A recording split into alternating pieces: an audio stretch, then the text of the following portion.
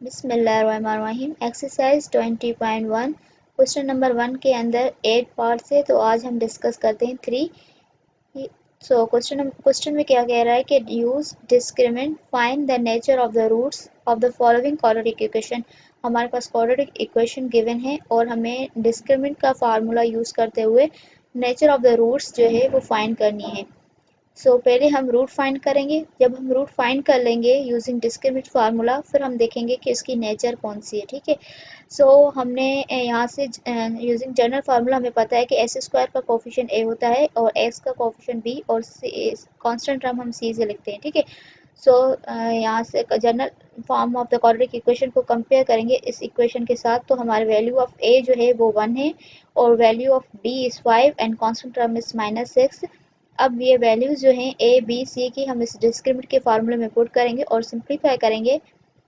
5 का square 25, minus into minus plus, 4 6 24। इन दोनों की एडिशन से हमें जो आंसर आ रहा है डेट इज़ 49। अब हमने रूट फाइंड कर लिया। अब इस रूट की हमें नेचर डिफाइन करनी है कि ये रूट किस नेचर से बिलोंग करता है। ठीक है। उस रूट की नेचर डिफाइन करने के लिए हमने देखा था कि अगर डिस्क्रिमिनेंट ग्रेटर देन 0 आ रहा है, ठीक है, तो हमारा रूट्स क्या होगा, रियल होगा। ठीक है। अगर ग्रेटर देन 0 आ रहा है तो रूट्स रियल होगा, और अगर लेस देन 0 आता, ठीक है, लेस देन 0 आता तो वो क्या होता, हमारा नॉन रियल होता। ठीक है। नॉन रियल मीन्स कॉम्प्लेक्स या फिर इमेजिनरी।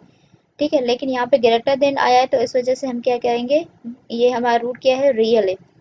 हमने जो लिखा है इसको वन बाय वन अंडरस्टैंड करते हैं कि एंड ये जो रूट है हमारा परफेक्ट स्क्वायर है। ठीक है। अब हमारा रूट जो आया है वो कौन सा आया है, परफेक्ट स्क्वायर आया है। और रियल हमने क्यों लिखा है, क्योंकि ग्रेटर देन 0 है। ठीक है। ग्रेटर देन 0 है तो रियल, अगर लेस देन 0 आता तो हम नॉन रियल कहते हैं। ठीक है। ग्रेटर देन 0 इस वजह से ये रियल है।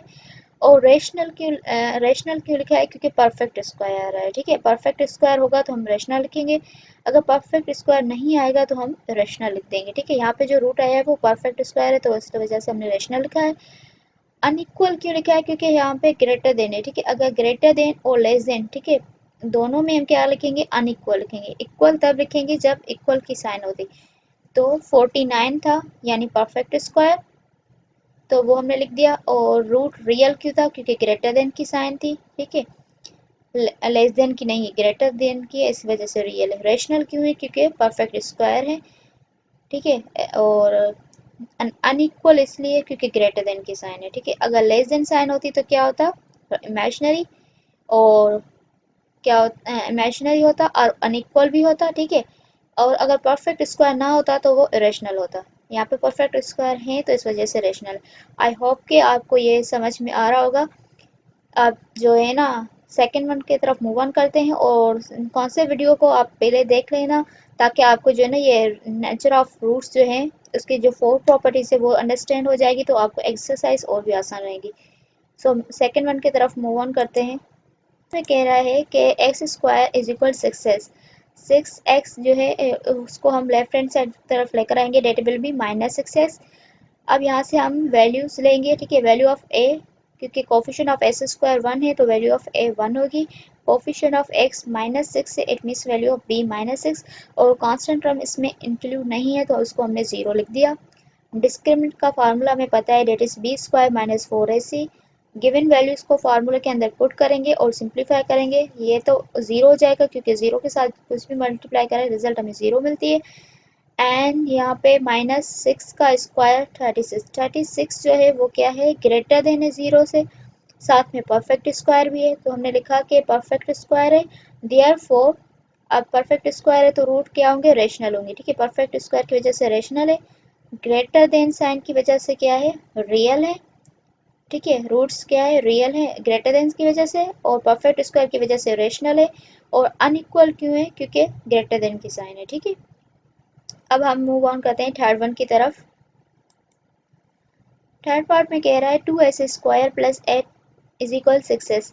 6s को हम लेफ्ट हैंड साइड तरफ लेकर आएंगे, 2s square -6s plus 8 is equal 0। यहाँ से 2 हमारा कॉमन हो रहा है तो हम 2 कॉमन लेकर इस इक्वेशन को मतलब और सिंप्लीफाई कर लेंगे। अगर आप इसी इक्वेशन को लेकर सॉल्व करना चाहेंगे तब भी कर सकते हैं, अगर आप सिंप्लीफाई कर लेते तब भी मतलब आपका आंसर जो है वो सेम ही आएगा। S square minus 3x plus 4 is equal to 0. Here a is equal to 1, b is equal to minus 3 and c is equal to 4. क्योंकि value of a 1 and coefficient of x is minus 3, so value of b is minus 3 and constant term 4 है तो c की value 4 हो गई. अब इस given values को हम फार्मूला के अंदर पुट करेंगे और सिंप्लीफाई करेंगे. जब हमने पुट की तो माइनस 3 का स्क्वायर 9 और माइनस सेम 4 4 16. 16 माइनस का है और प्लस का टर्म छोटा है तो माइनस का 7 आ गया. और यहाँ पे हमारी लेस देन साइन है. ठीक है, मैंने डिस्कस किया था कि अगर लेस देन आती, ठीक है, लेस देन आएगा तो रूट्स क्या होगा, रियल नहीं होगा बल्कि कॉम्प्लेक्स होगा. ठीक है, रियल नहीं होगा, not real. Not real means complex होगा या फिर इमेजिनरी. ठीक है, तो यहाँ पे रूट्स क्या हुआ, कॉम्प्लेक्स. क्यों, क्योंकि लेस देन है और अनइक्वल है. ठीक है, अनइक्वल भी है क्योंकि लेस देन है इस वजह से. ठीक है, और क्या था, -7 जो है वो परफेक्ट स्क्वायर नहीं है तो इस वजह से ये रेशनल भी नहीं होगा. तो इस जो है ना वो उस वाले सीन में नहीं जाएंगे क्योंकि ये वाली सेकंड नंबर प्रॉपर्टी थी. डेट इज अगर डिस्क्रिमिनेंट लेस देन 0 है तो रूट्स क्या होगा हमारा, नॉन रियल होगा. नॉन रियल मीन्स कि वो कॉम्प्लेक्स होगा. तो ये उसी प्रॉपर्टी को सेटिस्फाई कर रहा है. क्वेश्चन नंबर 3 के पार्ट, ये 3 जो था हमने डिस्कस कर लिया. इंशाल्लाह आगे वाली जो रिमेनिंग पार्ट्स है उसको हम नेक्स्ट वीडियो में डिस्कस करेंगे. अल्लाह हाफिज़.